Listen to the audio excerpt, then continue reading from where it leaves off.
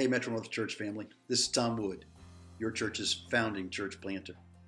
As the Apostle Paul told his friends at Philippi, a church that he'd started, that he was thankful to God for them and confident that since God had been the one who began the work, he would be the one to complete it, he then said to them that it was right that he had them in his heart. Well, it's right that we have you in our heart. Many of you may not know Metro North's story. In 1990, Rachel and I, along with our 3 daughters, answered the call and moved to Greater Charleston to start a new church. Rose Hill Presbyterian Church in Columbia had had a vision to help launch a new work, and they became our sponsoring church. When we moved, we did a lot of groundwork and a lot of networking and a lot of lunches and a lot of dinners. And we launched in April of 1990 with about 160 people in worship, with over 50% of them de-churched or unchurched.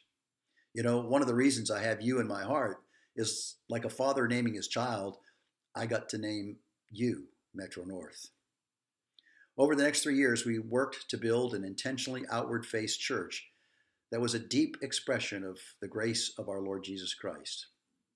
We set the foundation of a fantastic group of leaders by ordaining our first group of elders, hired an amazing staff, all who were committed to being a grace-filled church for the city. And the people made it an amazing display of love and grace.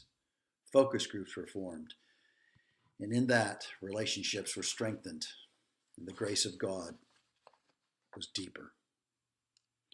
We were a church planting church, having a small part in planting of what has now become the Redeemer Presbyterian Church in downtown Charleston. In 1995, I raised the money to search for land, and we negotiated the purchase of the church site you are on now. God was so pleased to bless our little church with such opportunity that at the groundbreaking, he smiled on us with a rainbow. We continued to support other church plants, giving to 2 churches, one in California, one in Vancouver, British Columbia. And in 1996, we moved into the building. And that was designed partly in answer to a need in our community at the time. We had engaged ourselves in intentional mercy ministry around the city. Our preschool was missionally designed to create bridges to disciple kids in the gospel that might not otherwise enter the doors of a traditional church. Rachel and I cannot be more joy-filled than to know that the circle has come back around to a renewed sense of energy, of mission, prayer, church planting, and disciple making with the Transform Initiative. I am jealous to see how God works.